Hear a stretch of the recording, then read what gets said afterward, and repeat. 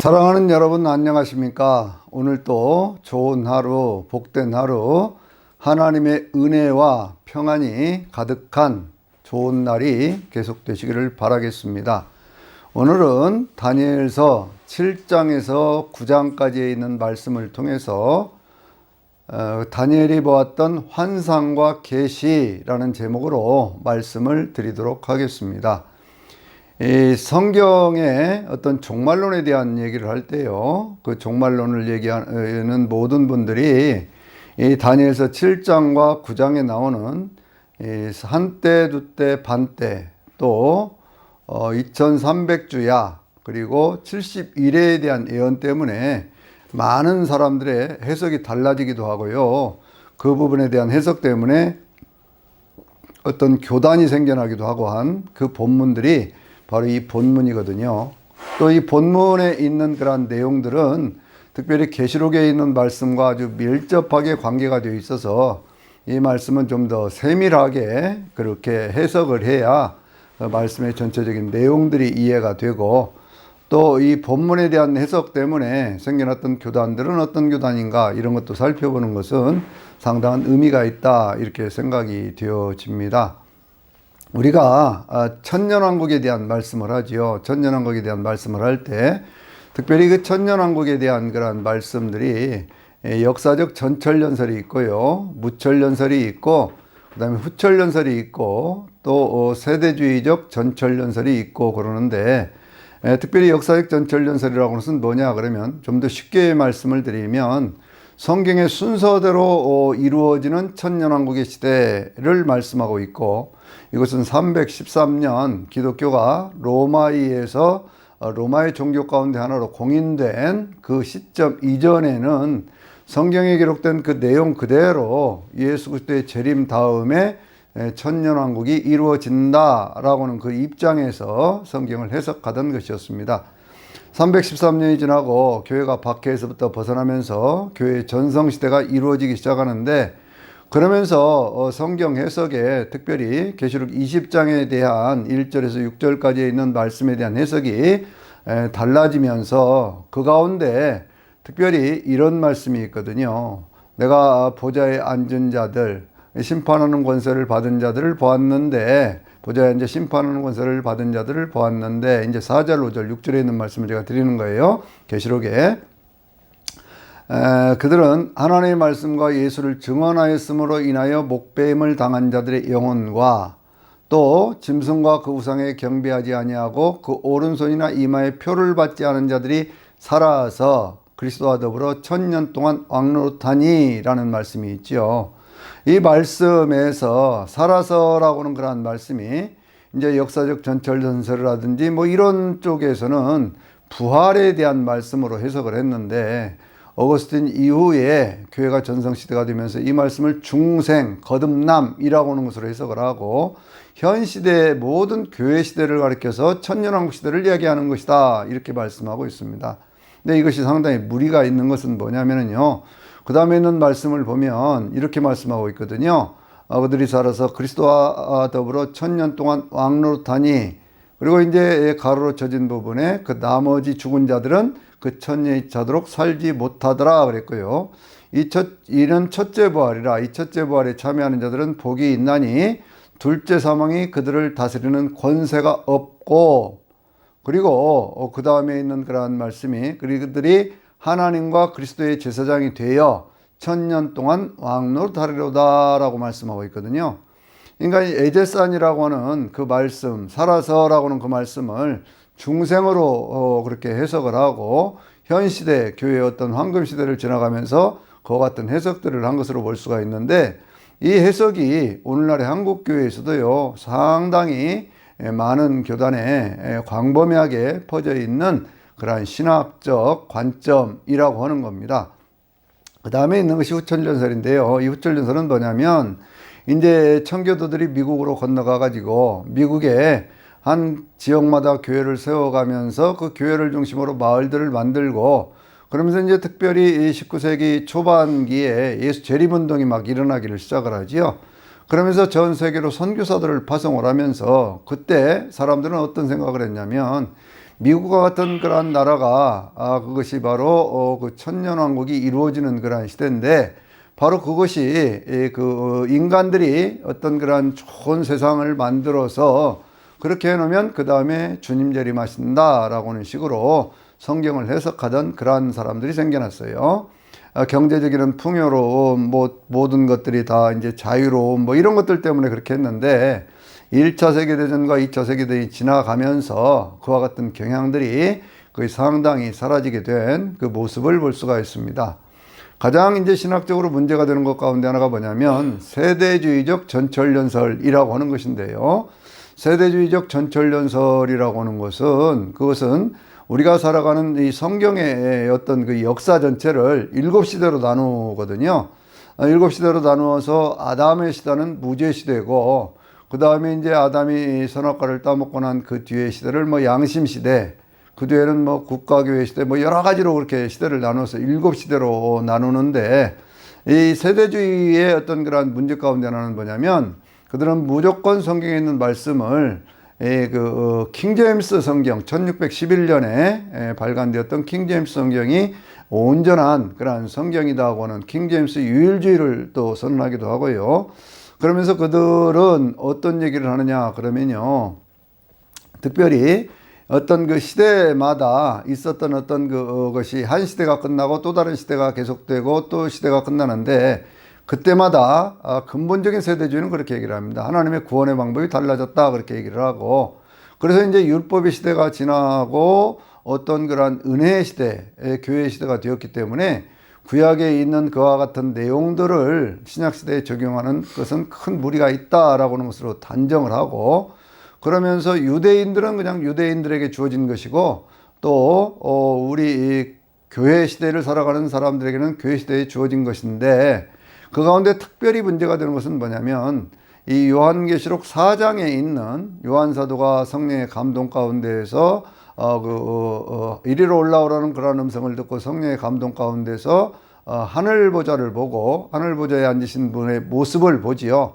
벼옷과 홍보석 같고 그 둘레에는 무지개가 있는 하나님 보좌 환상을 보는 모습이 있거든요. 근데 그 내용을 이 사람들은 뭐라고 얘기를 하고 있냐면 그것이 바로 성도의 휴거의 어떤 그런 사건이다 그렇게 얘기를 하는 것이죠. 성도의 휴거의 사건으로 얘기를 하면서 바로 계시록 2장 4장에서부터 시작을 해서 그래서 계시록 22장 16절에 거기에 이제 예수님이 이런 말씀을 하시거든요. 나 예수는 교회들을 위하여 내 사자를 보내어 이것들을 증언하게 하였노라.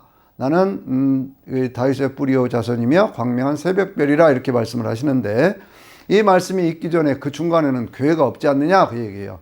그래서 14만 4천은 유대인들이고 유대인들이 회심해서 돌아와 가지고 그렇게 복음을 전해서 나머지 흰옷 입은 무리들이 이렇게 생겨나면서 되어진다고는 유대인 중심의 신학을 얘기를 하고 있는 것이거든요. 그러면서 이들이 말하는 것 가운데 이 4장에서 휴거를 하기 때문에 환란전 휴거라고는 얘기를 하고 환란의 시대를 7년 대환란으로 얘기를 하고 그렇게 얘기를 하는 그 모습을 우리가 볼 수가 있어요.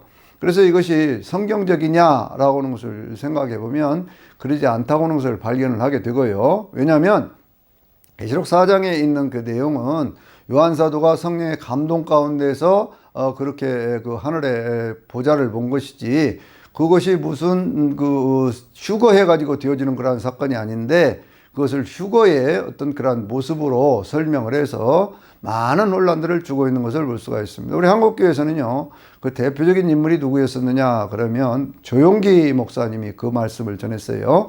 그 양반이 그런 얘기를 쭉 하면서 그때가 이제 뭐 대개 우리 한국교회 교인들이 한 500만 정도 되던 그러한 시절에 그 양반이 굉장히 젊었을 때고 그러면서 아주 힘있게 그런 말씀을 증거를 해서 오늘날에도 많은 이 세대주의적인 어떤 그런 영향을 받은 분들이 많이 있고요. 그리고 지금도 환란전 휴거를 얘기를 하는데 그의 대표적인 폐해가 어디에 있었습니까? 그것이 바로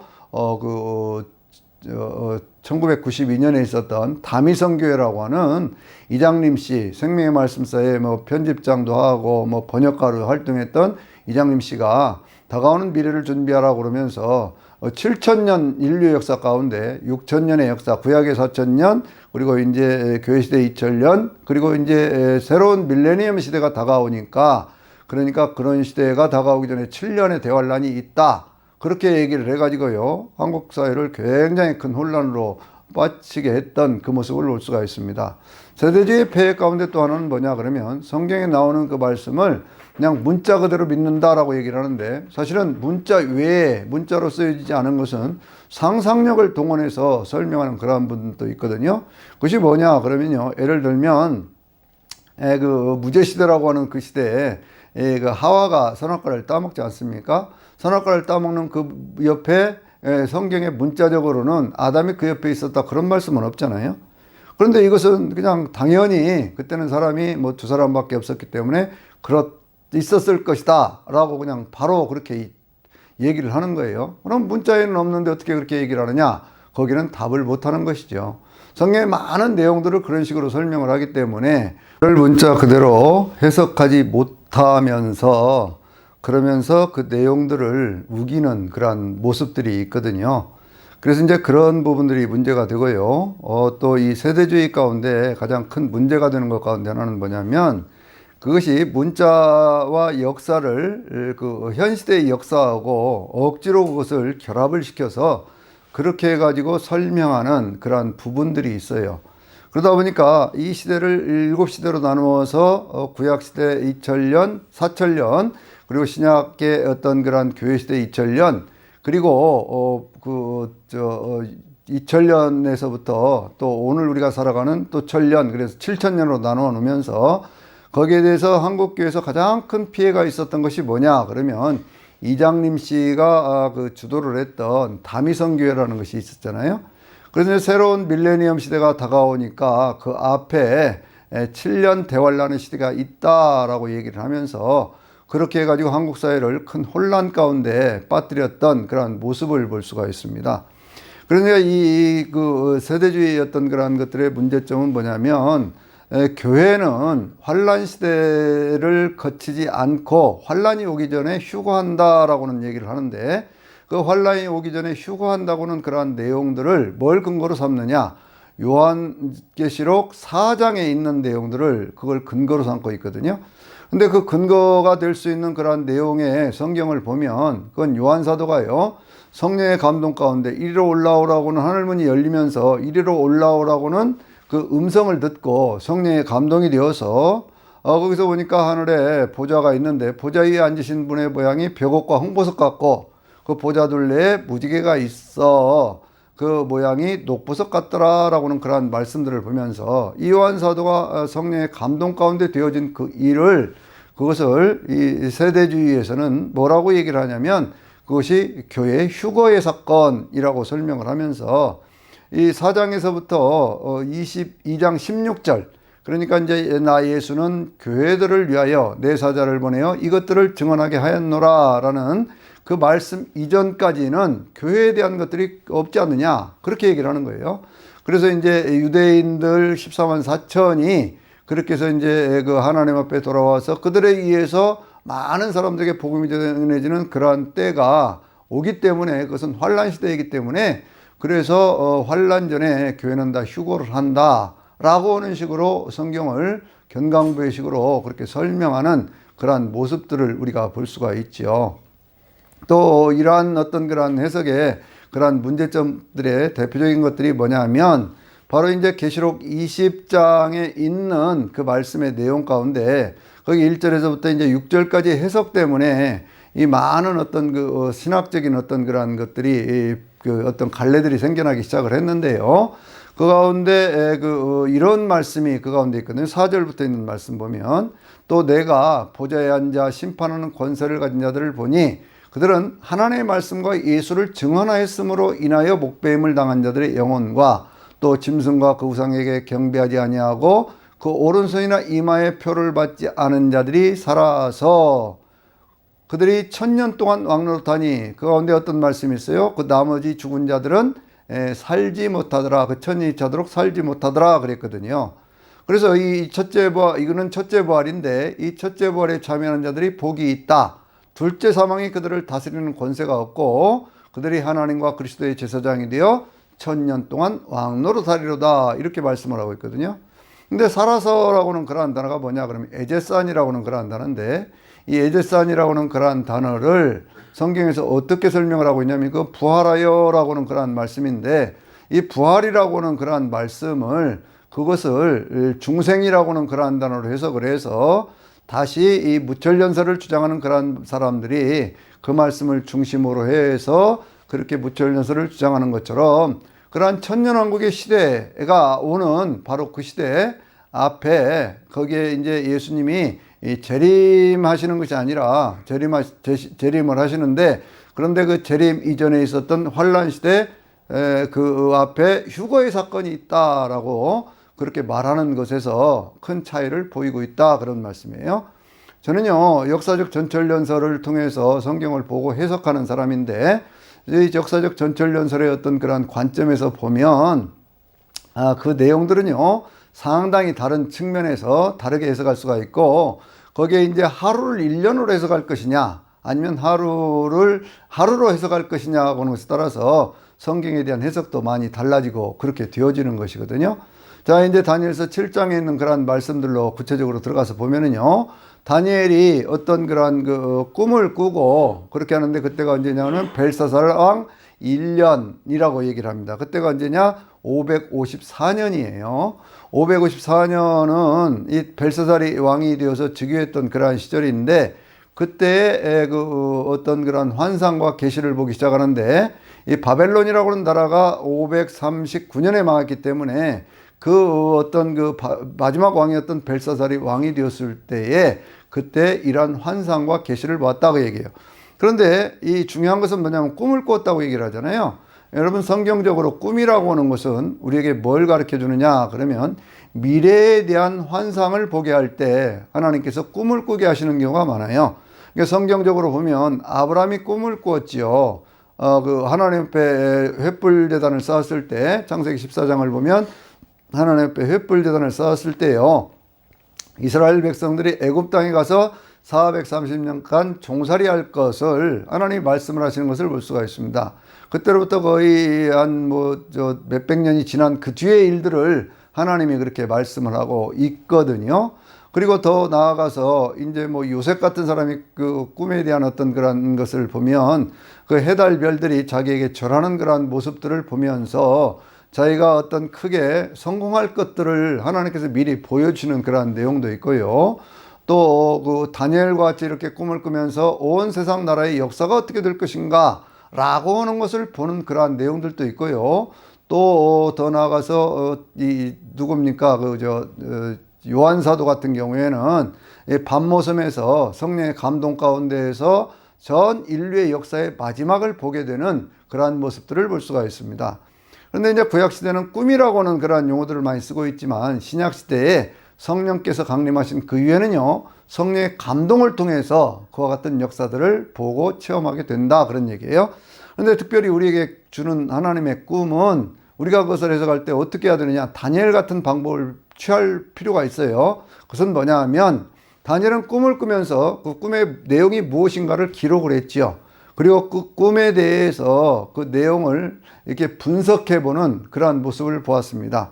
그러니까 기억해서 기록하고 분석하는 그 과정들을 통해서 하나님 우리의 꿈 가운데서 주어지는 그러한 계시의 내용들을 우리가 알 수 있다 그런 얘기예요. 다니엘의 꾼 꿈의 내용은 어떤 얘기냐 그러면, 한 큰 바람이 하늘에서부터 불어서 바다에 불어 들어가게 되는데, 바다에 불어 들어가게 되면서부터 거기서 네 짐승의 환상을 보게 되거든요. 첫 번째 짐승의 모습은 무엇일까요?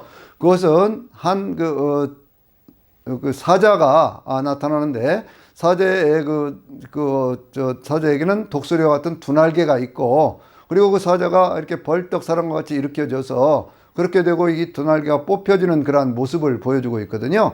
그런데 그 사자가 사람의 마음을 받았다 그렇게 얘기를 하는데, 그것이 뭐냐면 바로 바벨론이라고 하는 나라를 상징을 하고 있고, 바벨론의 느부갓네살 왕을 상징하는 그러한 모습을 보여주면서 그 나라가 망하는 것들을 바로 그 다음에 이어지는 곰의 환상을 통해서 또 말씀하고 있습니다. 이 곰이라고 하는 것들이 일어나는데, 이 곰을 보니까요, 이렇게 일어섰는데 한 발이 한 발로 섰고 한 발을 이렇게 치켜 들고 있어요.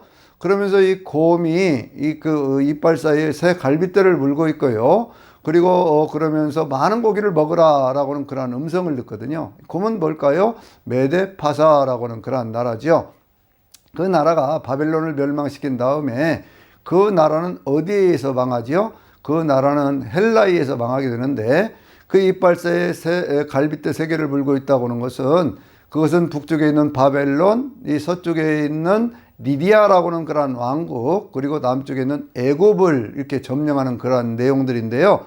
그런데 그러한 내용들 가운데 우리가 무엇을 알 수가 있느냐 그러면 리디아라고는 왕국을 이렇게 점령을 하면서 이 페르시아 제국이 굉장히 부강한 나라가 되는 것을 볼 수가 있어요. 왜냐하면 리디아라고는 그러한 왕국의 수도가 어디냐? 사대거든요. 사대 교회가 있었던 사대인데 그 사대 교회가 있던 그 지역에는 강이 있어서 그래서 그 강에서부터 사금들을 채취를 하고 그래서 굉장히 부유한 그러한 나라였었습니다. 그 부를 차지를 하기 시작하면서 페르시아가 굉장히 왕성한 그러한 나라가 되어지게 되지요. 그런데 이 페르시아도 결국은 헬라 왕국을 세웠던 그 알렉산더에 의해서 330년에 나라가 망하게 되어지고요. 그런데 그 모습을 뭘로 표현하고 있습니까? 표범으로 표현을 하고 있고 표범에게는 네 날개가 있고 그 네 날개가 네 날개가 있는데 그 네 날개의 어떤 그러한 모습들은 무엇으로 보여주느냐 그러면 그것이 그만큼 헬라 나라를 거느리었던 알렉산더가 그만큼 강력한 나라였다라고 하는 것을 우리에게 말씀하고 있는 거예요.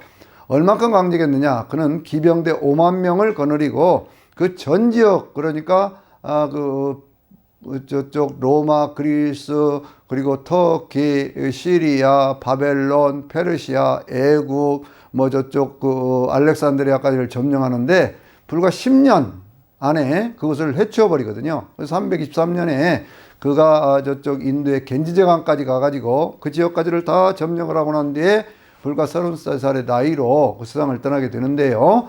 거기 성경에 있는 말씀처럼 네 뿔이 돋아났다고 그러잖아요. 그러니까 알렉산더가 죽은 다음에 그 나라가 네 나라로 나누어져서 그렇게 해서 네 명의 왕들이 그 카산드라고 하는 사람은 그리스 로마 지역 그리고 마케도니아 그 지역들을 다 차지를 하고 그 다음에 리스마쿠스라고 하는 사람이 터키 지역을 차지를 하고 그리고 셀루커스 왕조가 시리아와 바벨론 지역을 차지를 하고 그리고 프톨레미라고 하는 그런 사람이 팔레스타인과 애굽 지역을 이렇게 차지를 하면서 네 나라로 나누어지는 것을 내 어떤 그러한 뿔의 어떤 그러한 모습으로 그렇게 설명을 하고 있는 것을 볼 수가 있어요. 더 나아가서 네 번째 짐승이 뭐냐 그러면 그건 괴물 같은 어떤 그러한 모습을 보여주거든요.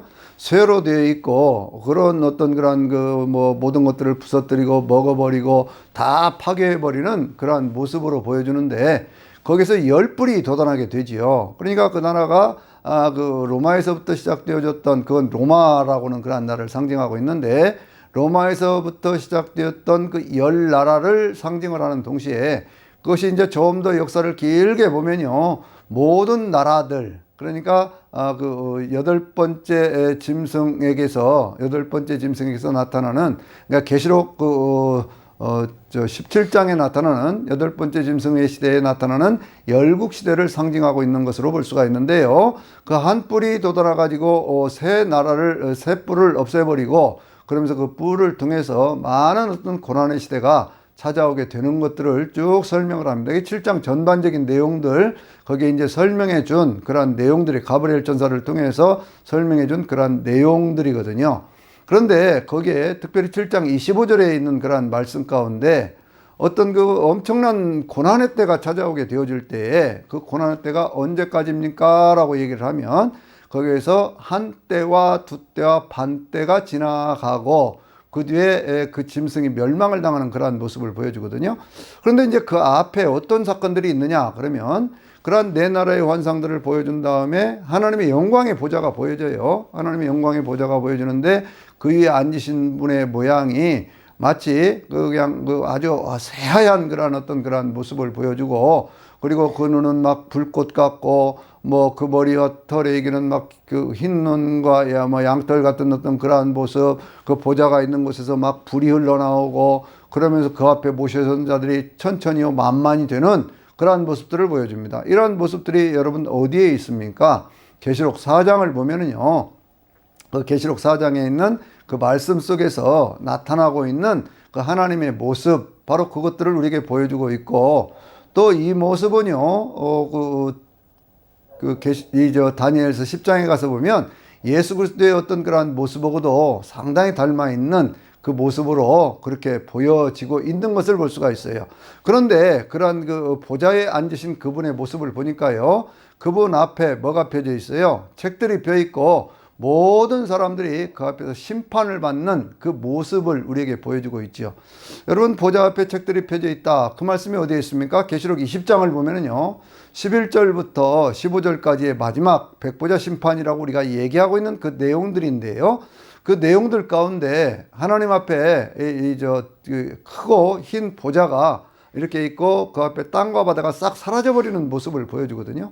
근데 땅과 바다가 싹 사라졌을 때 그 앞에 책이 펴 있는데 그 책은 생명책이고, 그리고 그 다음에 책들이 펴져 있는데 모든 죽은 자들이 그 앞에 서서 하나님 앞에 그 행위대로 심판을 받는 그 모습을 보여주고 있습니다. 그러면서 성경이 계속해서 말씀하기는요, 계시록에서 말씀하고 있는 것은 어떤 얘기냐 그러면, 거기에 바다와 음부도 그 가운데 죽은 자들을 내어주니까 그들의 행위대로 심판을 받고 바다 음부가 불못에 던져지니 그 가운데서 생명책에 기록되지 못한 사람들은 누구든지 다 불못에 던져지게 되더라라고 말씀하고 있거든요. 그래서 이 다니엘서하고 그 계시록하고의 차이는 뭐냐면, 책들에 펼쳐진 대로 심판을 받는다라고는 말씀만 하고 있지만 계시록에서는 분명하게 생명책을 등장시켜서 그 계시가 좀 더 확실하고도 분명하게 그렇게 드러난 모습을 볼 수가 있습니다. 그런데 그 다음에 있는 모습을 보면은요, 예수님께서 이렇게 나타나시거든요. 인자와 같은 이가 그 바로 보좌 앞에 하늘구름을 타고 가시는 모습을 볼 수가 있어요. 근데 하늘구름을 타고 올라가시는데 거기에서 하나님께로부터 나라와 영광과 권세를 받는 그 모습을 볼 수가 있지요. 여러분, 여기에 영광이라고 하는 단어가 굉장히 중요한 단어예요. 그러면서 그 나라를 받았는데 그 나라는 영원히 망하지 않을 나라고 영원히 쇠하지 않을 나라라, 그렇게 말씀을 하면서 특별히 7장 18절에 있는 말씀을 보면요, 아주 귀중한 그러한 말씀이 있습니다. 그건 어떤 말씀이 있느냐 그러면 그 가운데서요, 이렇게 말씀을 하고 있거든요. 지극히 높으신 이의 성도들이 나라를 얻으리니 그 누림이 영원부터 영원까지 영원히라고 하는 단어가 3번씩 그렇게 반복되는 것을 볼 수가 있어요.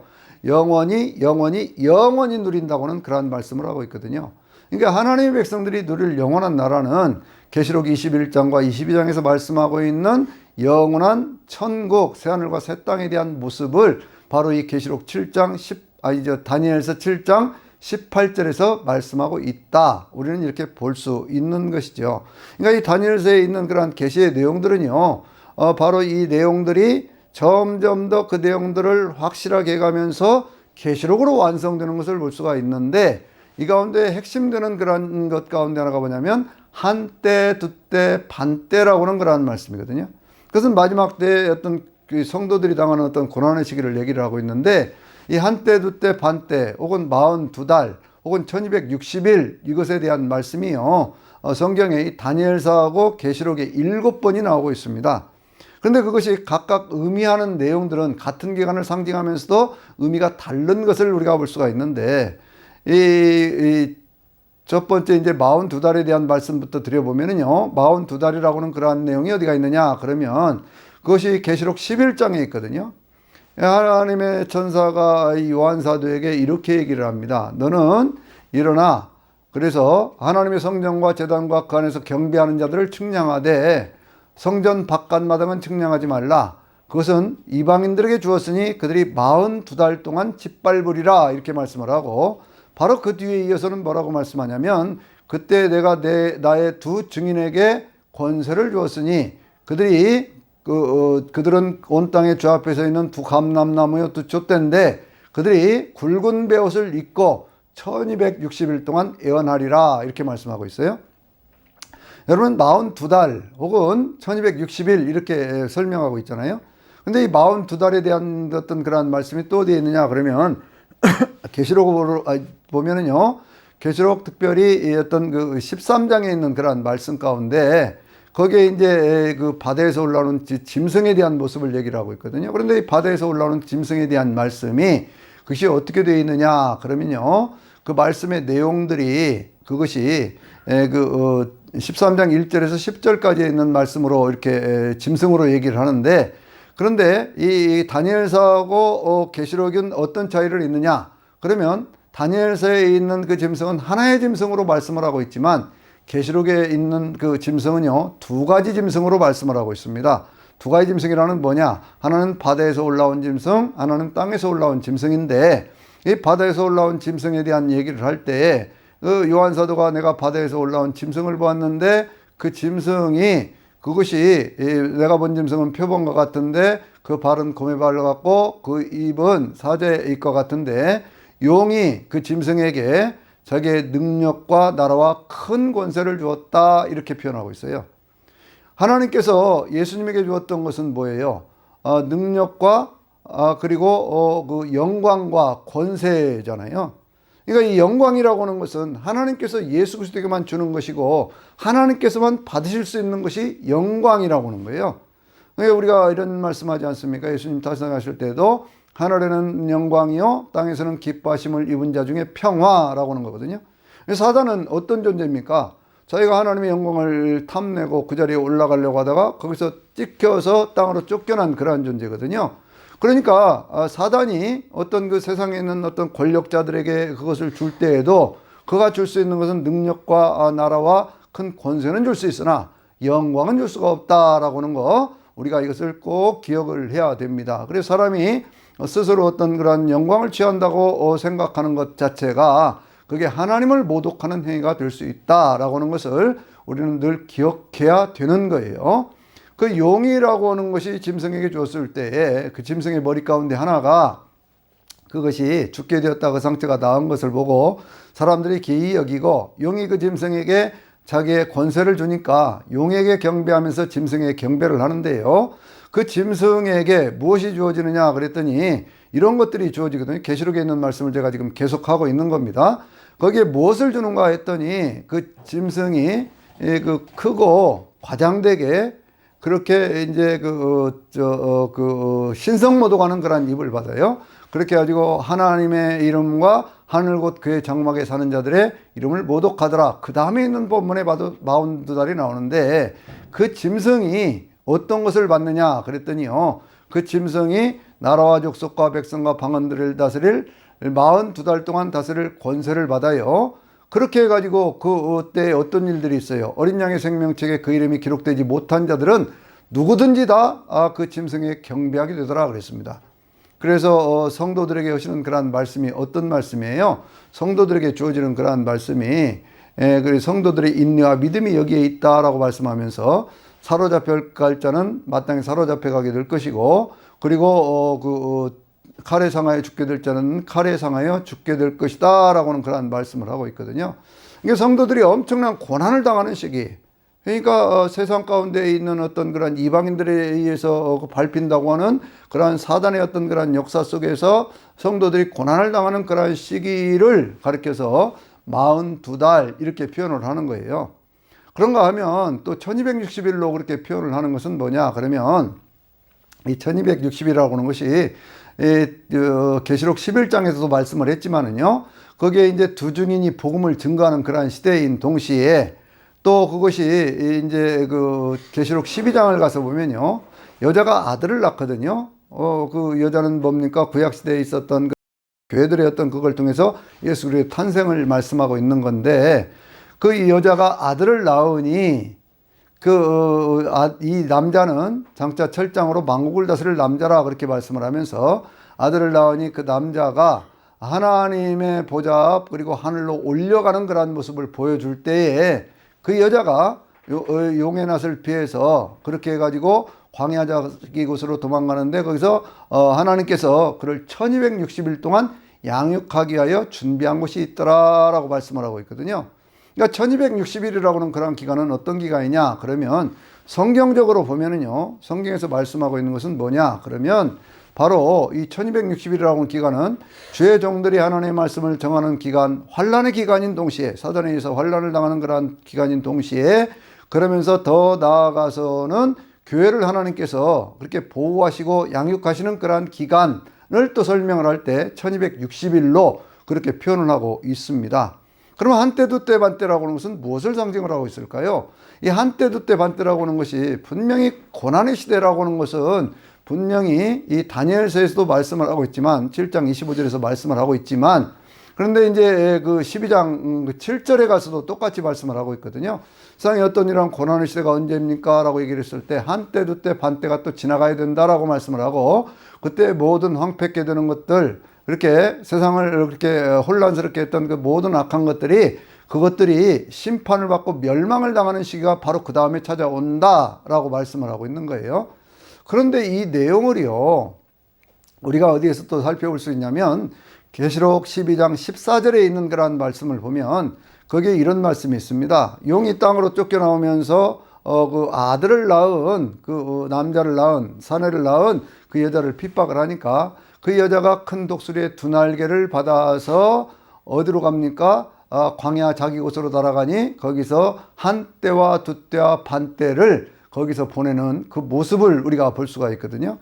그런데 여기에 성경에 있는 용어들을 유심히 그것을 살펴보면요, 계시록 그 12장 14절에 있는 한때, 두때, 반때라고 하는, 그러니까 다니엘서에서도 두 번 쓰여졌지요.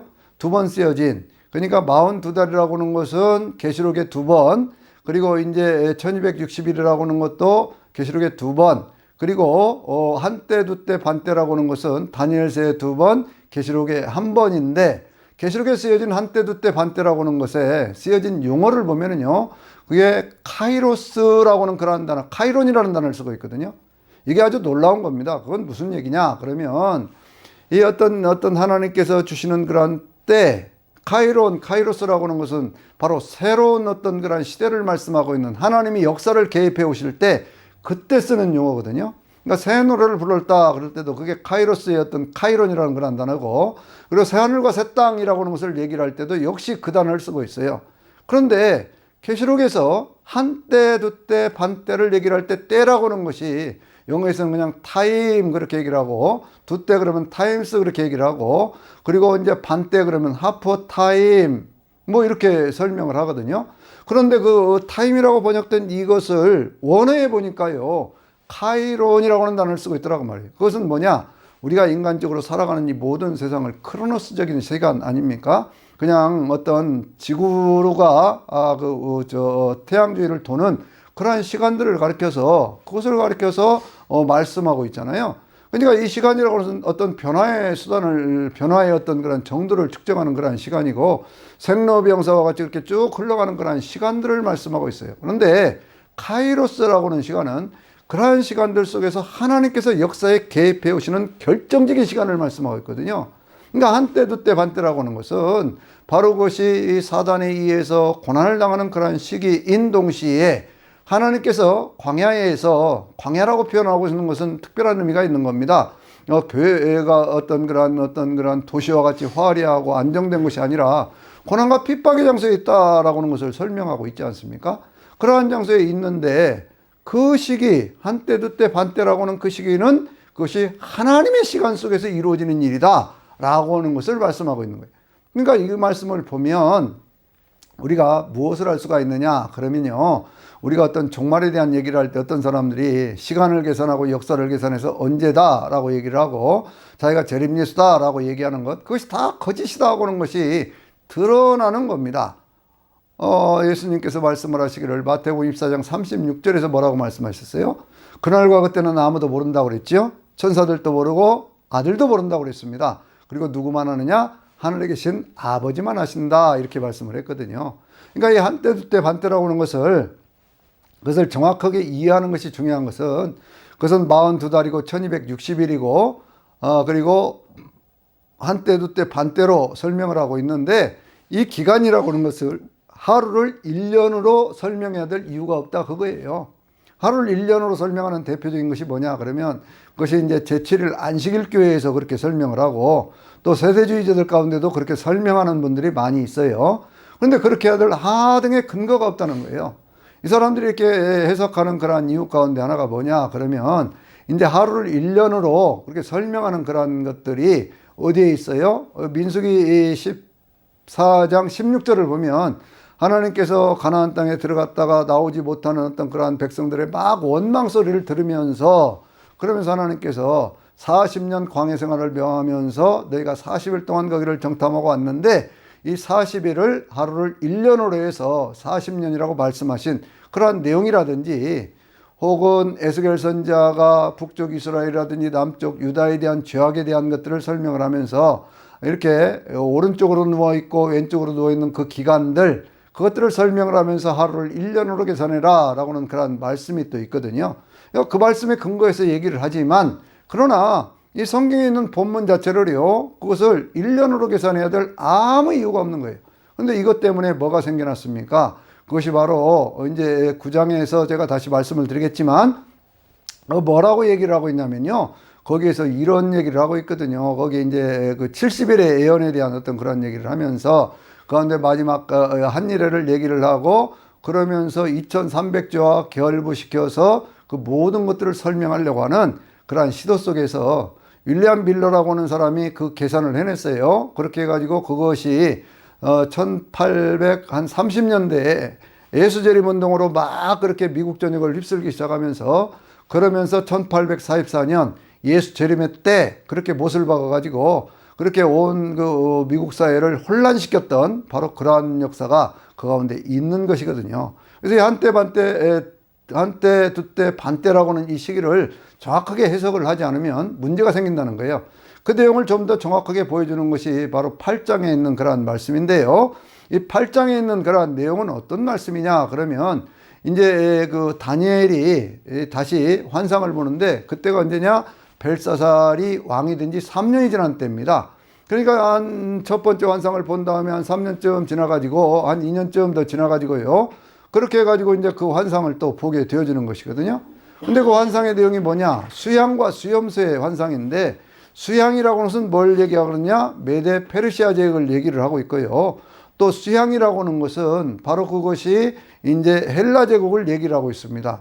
그 헬라 제국이 그러니까 처음에는 이 페르시아 제국이 그 저쪽 북쪽과 서쪽과 남쪽을 쳐서 그게 크게 융성해가는 그런 모습을 보여주다가 헬라의 수염소로 상징되어지는 헬라 왕국에 의해서 그 나라가 멸망을 당하는 그러한 모습들을 거기에 보여주고 있거든요. 그러면서 이제 좀 더 구체적으로 설명하고 있는 것은 뭐냐면 2300주야에 대한 내용인데 그 2300주야에 대한 내용을 얘기를 하면서 그걸 좀 더 구체적으로 설명을 하기를 헬라의 알렉산더가 죽고 난 다음에 네 뿔이 일어났지 않느냐. 그 네 뿔 가운데 한 작은 뿔이 일어나서 그렇게 해가지고 영화로운 땅, 하나님이 계시는 곳, 그곳을 막 휩쓸고 지나가는 그러한 모습들을 거기서 보여주거든요. 이것은 누구를 상징하고 있느냐? 그러면 안티오코스 에피파네스 4세라고 하는 그러한 사람을 상징하고 있어요.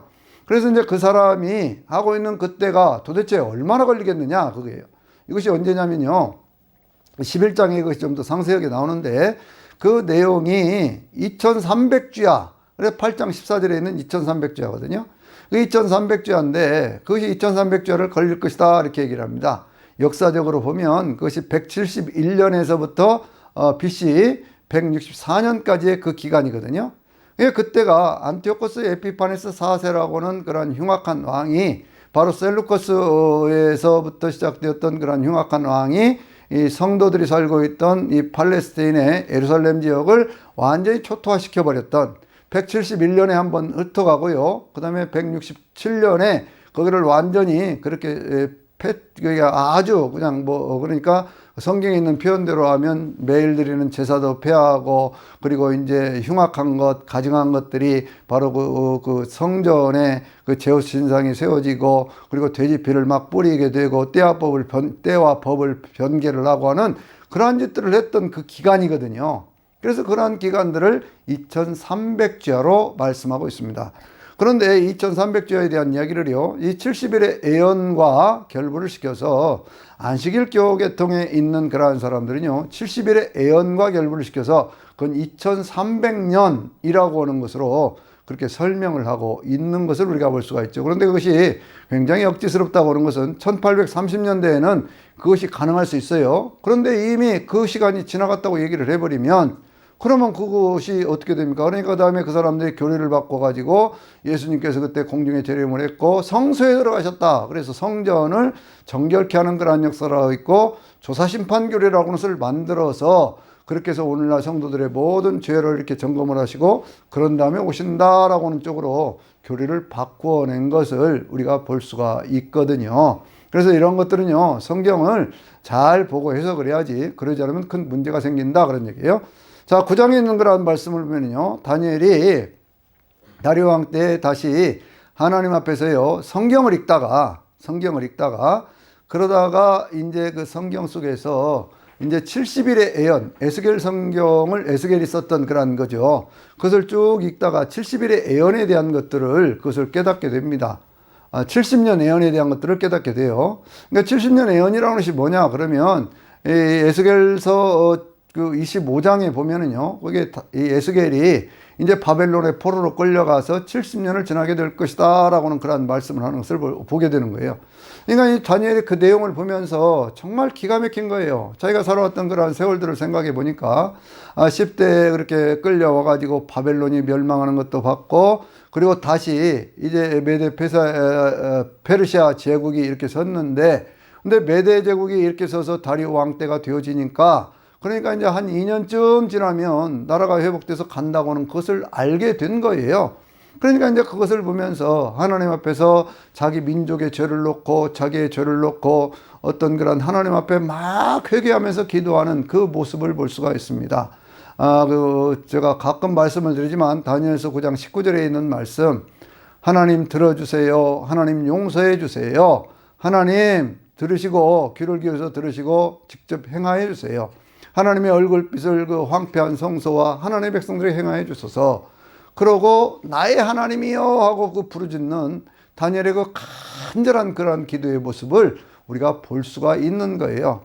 다니엘은요, 그 뭐 포로로 끌려와서 그 나라에 살았던 것밖에 무엇이 있습니까? 그런데 그 자기가 그 모든 민족의 죄까지를 끌어안고 기도하는 그러한 모습을 통해서요, 그렇게 해서 온 민족의 문제까지를 함께 하나님 앞에 아뢰는 그러한 모습을 볼 수가 있습니다.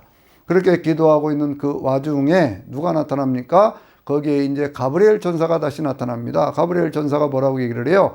네가 기도를 시작할 즈음부터 이 기도를 응답하려고 하나님께서 작정을 하셔서 그래서 내가 이제 왔다라고 얘기를 하면서요, 어떤 그 역사의 어떤 전체적인 그러한 윤곽을 이렇게 쭉 설명을 해주는 그러한 과정이 그 9장 24절에서 27절에 있는 그런 말씀이거든요.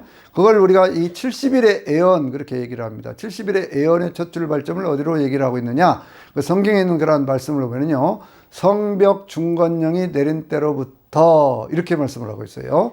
성벽 중건령이라고 하는 것은 성경학자들이 설명을 할 때 크게 보면 한 세 가지로 설명을 하는데, 고레스에 의해서 이렇게 돌아가라라고 하는 그런 명령이 내렸을 때부터 잡는 사람들도 있고요.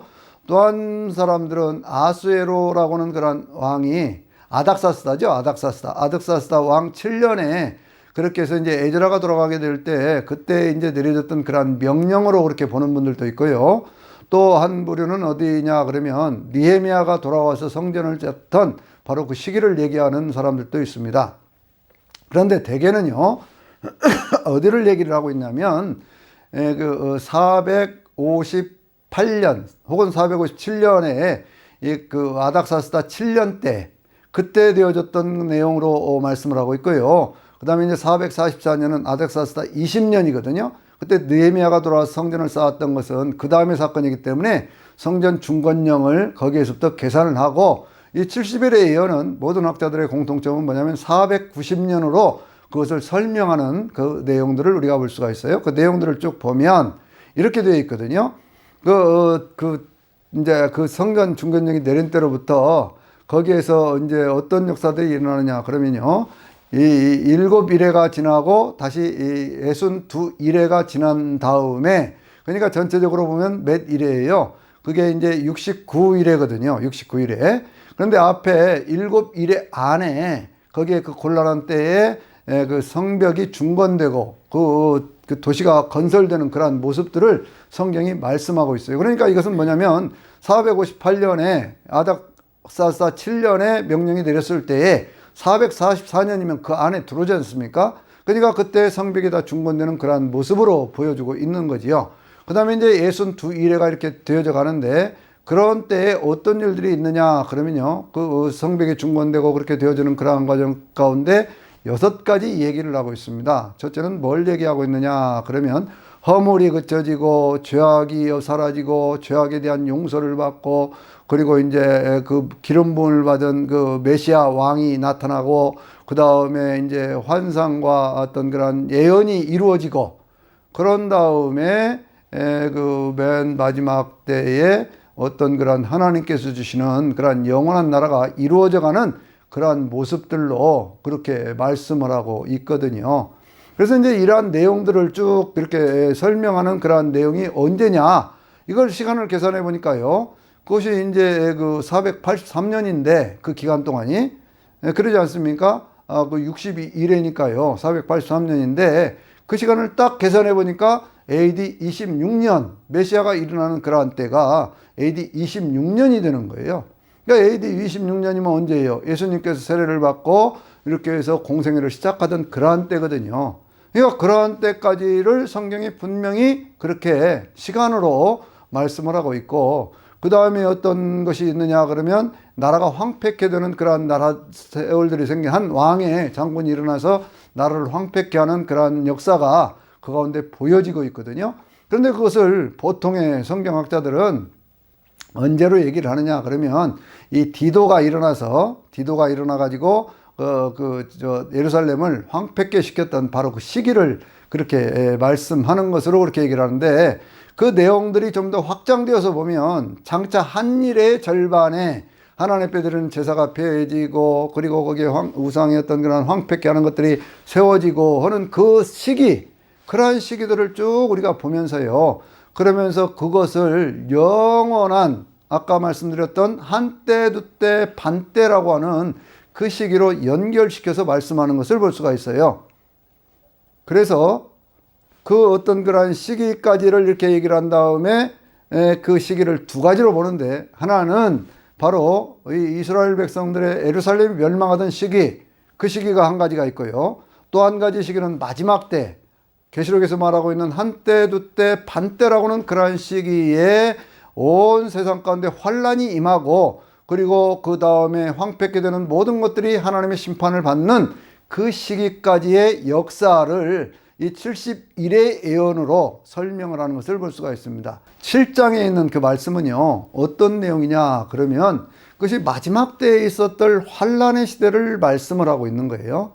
마지막 때에 있을 환란의 시기를 한때 두때 반때라고 말씀하고 있고, 그것을 12장에 가서 다시 한때 두때 반때로 말씀을 하면서 성도들이 겪어가야 될 그런 환란의 시기에 대한 말씀을 하고 있거든요.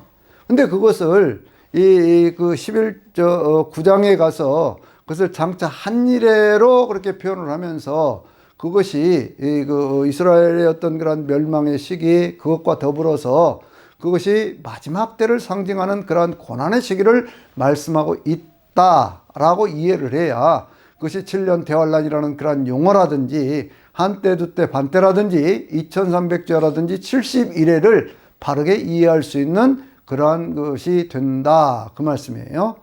제가 지금 굉장히 긴 내용들, 상당히 많은 내용들을 이렇게 사실은 축약해서 이렇게 말씀을 드린 건데, 이 내용 때문에 수없이 많은 교단들이 나누어지고 신학이 나누어지고, 그러면서 성경을 해석하는 눈들이 달라지고 역사를 해석하는 눈들이 다 달라지고 그러거든요.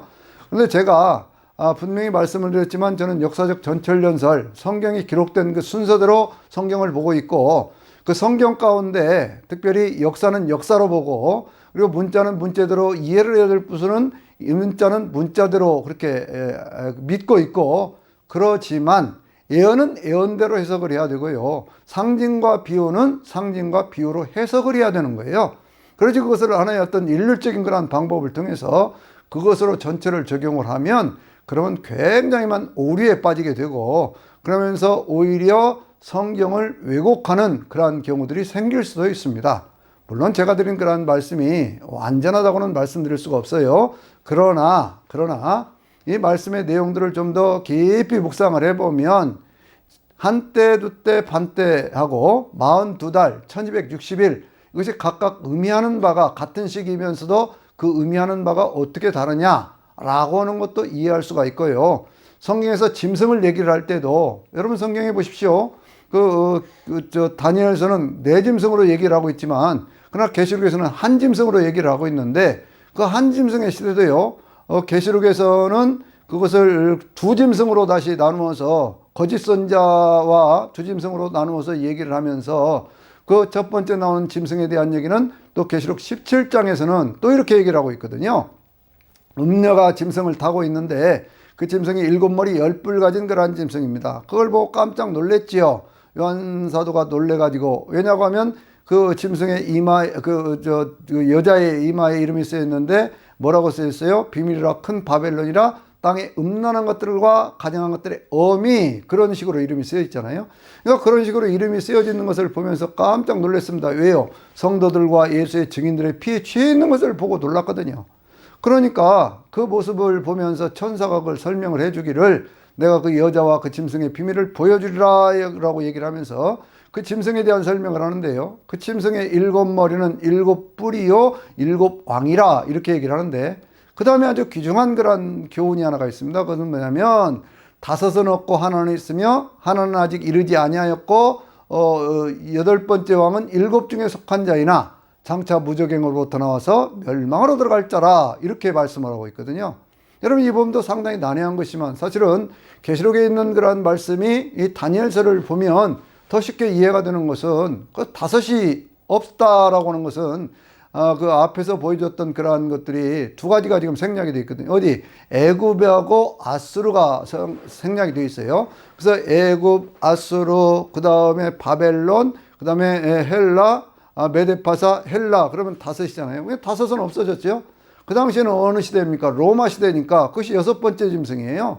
6번째 짐승 다음에 그 나라가 멸망을 당하면서 이루어질 7번째 나라의 시대에 오늘 우리는 살고 있다. 이렇게 보시면 되는 것이고요.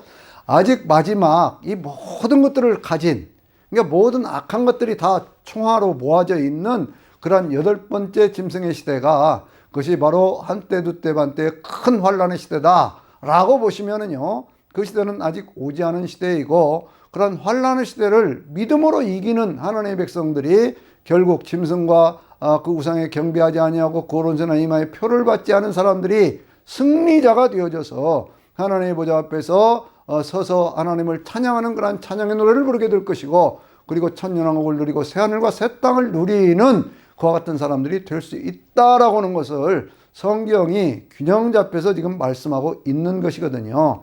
그래서 제가 다시 한 번 더 강조해서 말씀드리고 싶은 것은 뭐냐면 이 다니엘서를 이해를 할 때 한때, 두때, 반때 그리고 2300주야 그리고 42달 이러한 용어들에 대해서 각각의 그 의미하는 바가 쓰여진 문맥에 따라서 각각 다른 뉘앙스를 담고 있기 때문에 의미를 담고 있기 때문에 그것을 분별해 보면서 함께 종합해서 볼 수 있는 그러한 눈들이 열리시면 좋겠어요.